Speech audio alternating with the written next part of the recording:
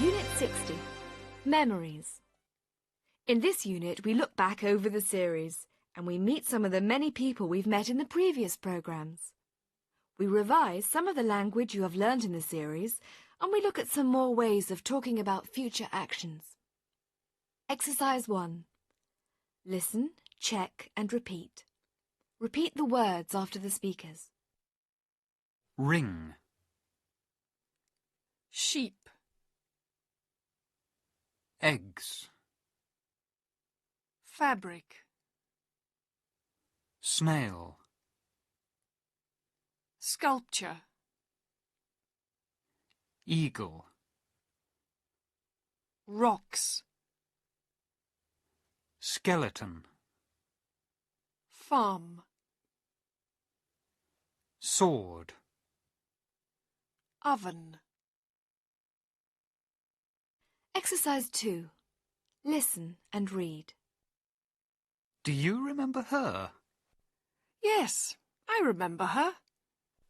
Can you remember her? Yes, I can remember her. Do you remember what her name is? No, I don't remember what her name is. Can you remember what her name is? No, I can't remember what her name is. I remember to close the door. I remember closing the door. I remember that I closed the door. Exercise 5. Listen and correct the dialogue. Sherlock Holmes meets some of the characters from the cartoons in the Look Ahead course. Hello. Do you remember me? I'm Sherlock Holmes. Today I'm going to investigate what has happened to some of my friends from other programs. As soon as I find out, I'll tell you.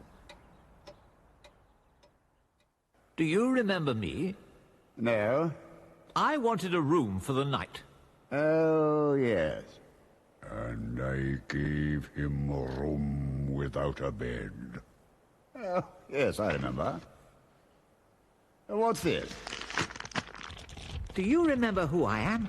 Yes, you're an artist, aren't you? Yes. And you remember why I was angry? Because your model went to the hairdresser. That's right. And I'm still angry.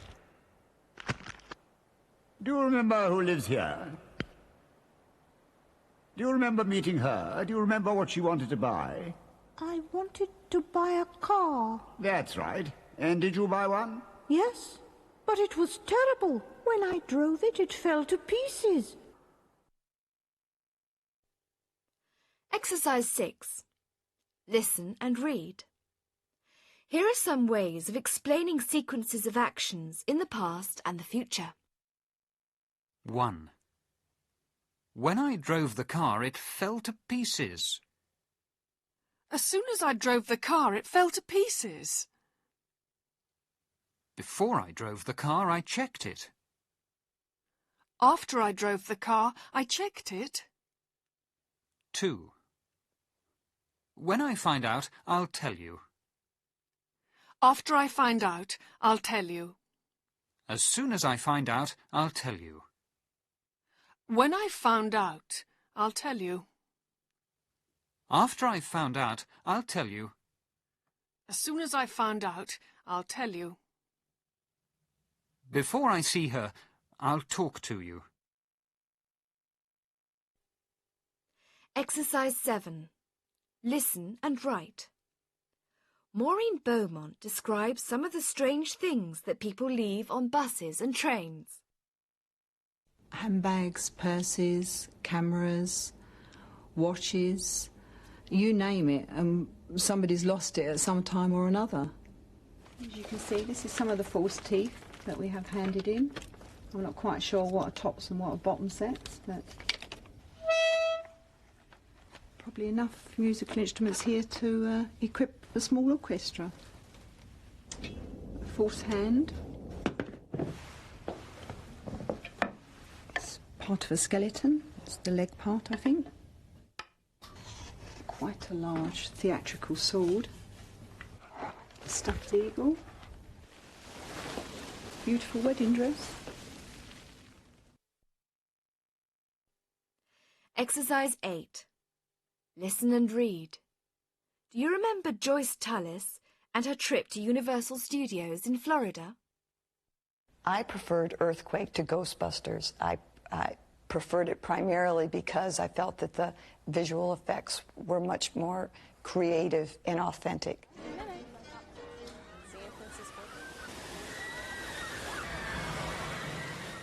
The rides were incredible, but the best part of the day for me, the thing I liked the most, was sharing the excitement and the enjoyment of the day with my family. Exercise 10. Listen and read. I preferred Earthquake to Ghostbusters. I prefer to go to the cinema. I'd rather go to the cinema. Exercise 11. Listen and write. Norman Stevens performs a wedding ceremony, then talks about his job. I give this ring I give this ring as a symbol as a symbol of our marriage of our marriage and as a token and as a token of my love. of my love. Having made your declarations in front of your witnesses, I'm very pleased to say you are now by law husband and wife.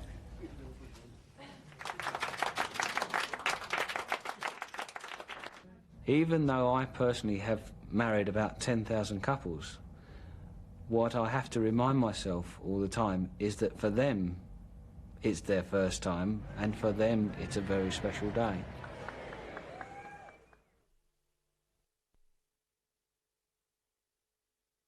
Exercise 12. Listen and read. Here are some phrases we can use to describe the different things we have done in our lives. So far in my life. I have married 10,000 people. I have been to 7 countries. I have had 3 jobs. Exercise 13. Listen and read. Now, John Egan explains the attraction of New Mexico. What can people throughout the world identify with? I think the reason that people come to the Southwest is not only because of the scenery itself, the vast spaces and the beautiful colors of the country, but also the important history and the legends that surround the Southwest insofar as cowboys are concerned and Indians and so on. This is a uniquely American sort of legend, but at the same time it's something that I think people throughout the world really identify with and love to be a part of. Exercise 15. Listen and write. Matt Dickinson compares 2 of his trips. The river has a great deal of noise. There's the rushing of the water, there's the grinding and rumbling of great rocks, perhaps the size of a house, as they are pushed underneath the surface of the river downstream by the force of the water. But each place has its own dangers. The heat, the aridity, the all-embracing oven of the desert is just as dangerous as the savage forces of a whitewater river. But to be in that environment is a completely different experience, and it requires a completely different approach, both mentally and physically, in order to survive. Exercise 16. Listen and read. The desert is just as dangerous as the river. Hills are not as dangerous as mountains. Hills are not so dangerous as mountains. Exercise 17. Listen and read. Here, Katie Boonell describes what she is working on.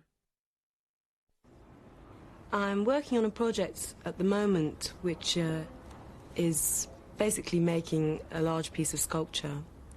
I've been working on it now since the beginning of September. And I started the project by making large collages from drawings of myself. And the sculpture is made up of a pair of arms and a pair of legs, and they're very large and curvaceous.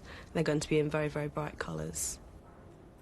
And they will be set against a stripy coloured background.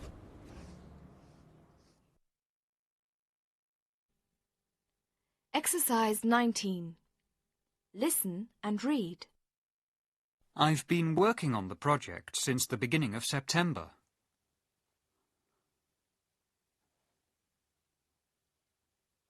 I've been working on the project for 6 months. Exercise 20. Listen and read. Christine Barr is a firefighter in California. Listen as she describes what happened one day in Oakland. While we were on Broadway Terrace, we were asked to fight an attic fire in one of the homes. After we made entry into the house, we climbed up a narrow staircase into a small child's room. And I only had a second to look around me before the room filled with smoke and it was too hot to stand up. So we backed out down the staircase. And as we were coming down the stairs, I saw photographs hanging on the wall. And I felt at that point that these people were going to lose their home. And I thought that if I could take the pictures, they would at least have something. So I snatched them off the wall, and I grabbed a towel, and I wrapped them in a towel, and I hunched over them so that they wouldn't get wet, and I put them down in the neighbor's yard. Exercise 22. Listen and read. After we made entry into the house, we climbed. I only had a second to look around me before the room filled with smoke. Exercise 23. Listen and answer the questions. Listen to Sashi Aluwalia describe the members of his family who work in his shop. Basically the whole family. My father, my mother's sister, my brother, his wife, my wife, and my sister. My father generally keeps an eye on the whole business. My mother, my sister, my sister-in-law, my wife, they sell the fabrics to the customers. My brother and myself, we generally do the office work. We actually go out buying fabrics, but we also get involved in selling the fabrics and running the whole shop. My parents come from the north of India, the Punjab. The next generation, we were all born in East Africa, Nairobi, Kenya, and our children were all born in London. Exercise 24. Listen, read and repeat. Father, mother, son, daughter, sister, brother, wife, husband, Aunt, uncle, nephew, niece, grandfather, grandmother, grandson, granddaughter, sister-in-law, brother-in-law, mother-in-law, father-in-law, son-in-law, daughter-in-law. Exercise 25. Listen and answer. Sashi describes how the whole family runs the business. How would his father answer? Listen to exercise 23 again.